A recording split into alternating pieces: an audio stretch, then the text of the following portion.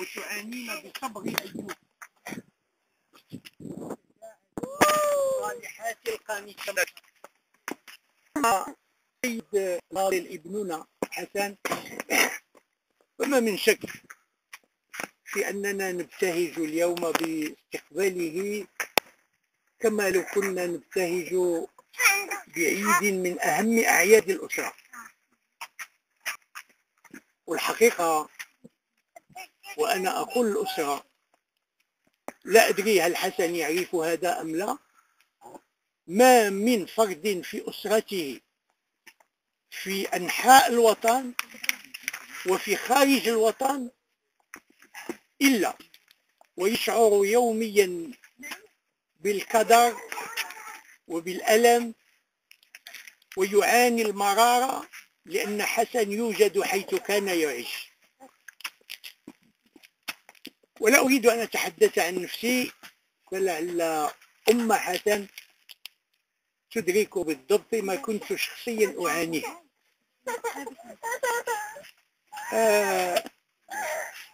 هذا الرجل ينبغي أن نذكر شجاعته،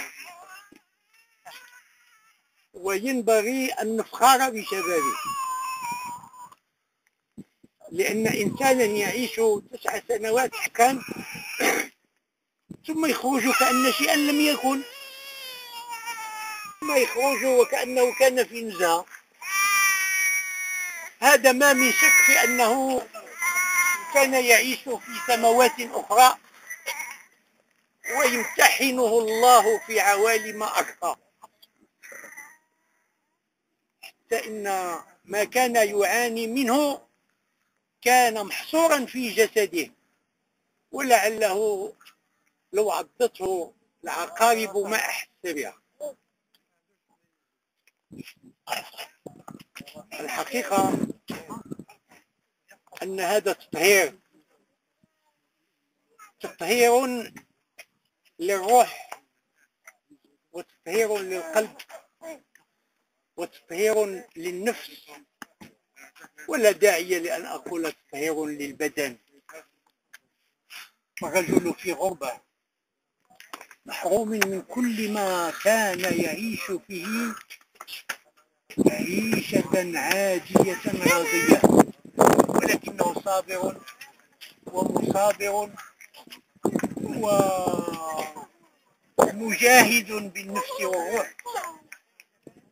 ألا حفظه الله ورحمه في حياته الحاضرة، وزاد من رقيه فيما يبتغيه، وجمعه بكل ما يحبه من ولد ووالد، وأقصد أما، وجمعه أيضا بما تشتهيه النفس في حالة حريتها.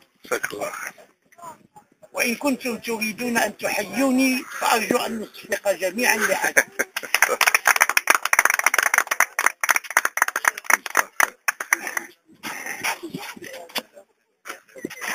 أهلا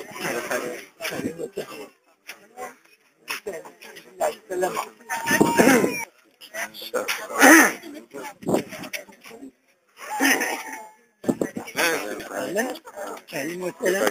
أهلا وسهلا. أهلا وسهلا. أنا أهلا عمي. أهلا وسهلا. ولا انتصار. أهلا وسهلا. حياك الله. أهلا. أهلا وسهلا.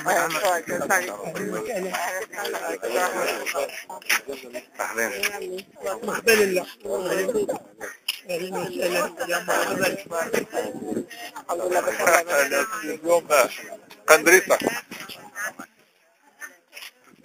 السلام عليكم. بخير الحمد لله. الحمد لله. أنا مازال ما ختمتش كلمات. أنا قاصد. الله يبارك. أهلا وسهلا.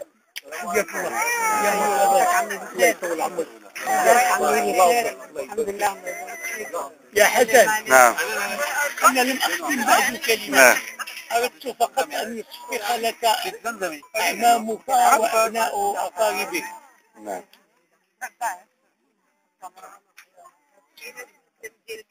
أنا مازال ما كملت. أنا لم أنسى أبدا.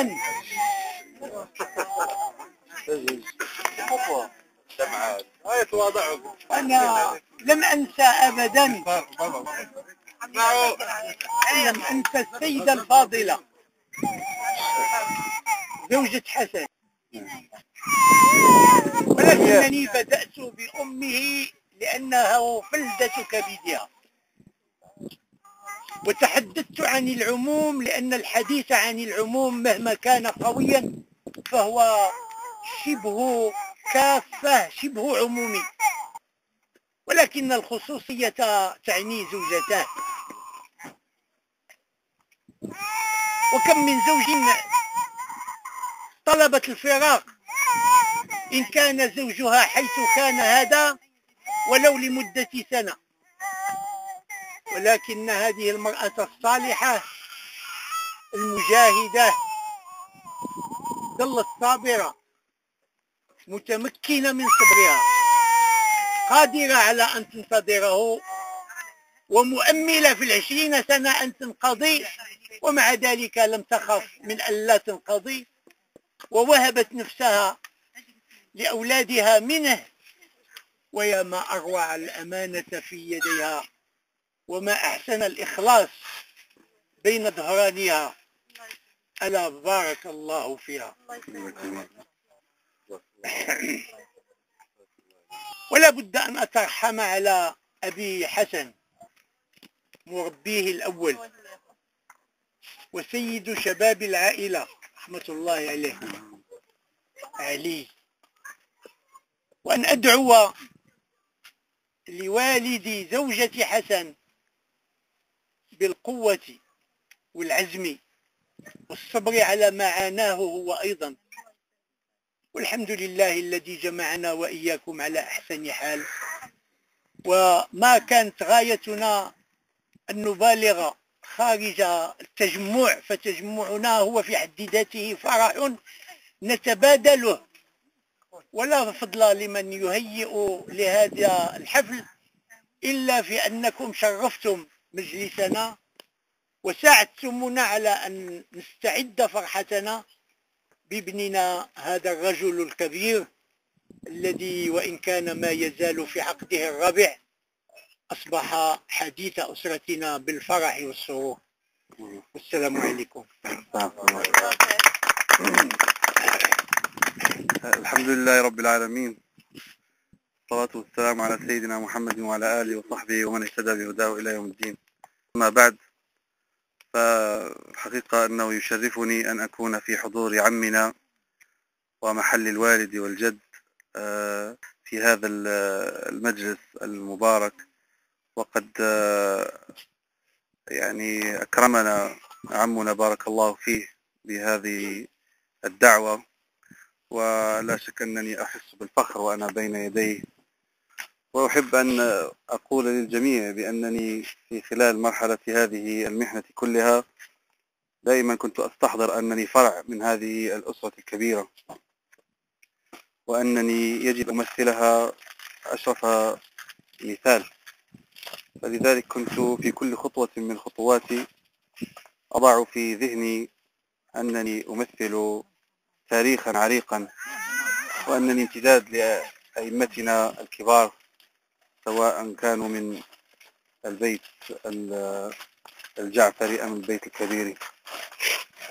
أولئك الأئمة العظام الذي يمكننا أن نقول كما قال الفرزدق لجرير: أولئك آبائي فجئني بمثلهم إذا جمعتنا يا جرير المجامع. فأجدادنا رحمهم الله تركوا لنا ميراثا عظيما وحملونا مسؤولية كبيرة، فهي التي جعلتني أمر في هذه المحنة، ولا أشعر بوقعها علي، لأني كنت دائما أتوقع أن تأتي محنة في حياتي، وإن كنت لم أتصور أن تكون بهذا الثقل، لكن كنت أتصور محنة تأتي في حياتي كما أتت على من سبقنا من آبائنا وأجدادنا رضي الله عنهم وأرضاهم. نحن لازلنا على أداء رسالتنا في النصيحة لأنفسنا ولأهلنا ولأبنائنا ولوطننا. ننصح بالخير وندعو إلى الخير ونعلم الخير، وكما قال الحبيب المصطفى صلى الله عليه وسلم: إن الله وملائكته يصلون على معلم الناس الخير. نسأل الله أن يجعلنا منهم.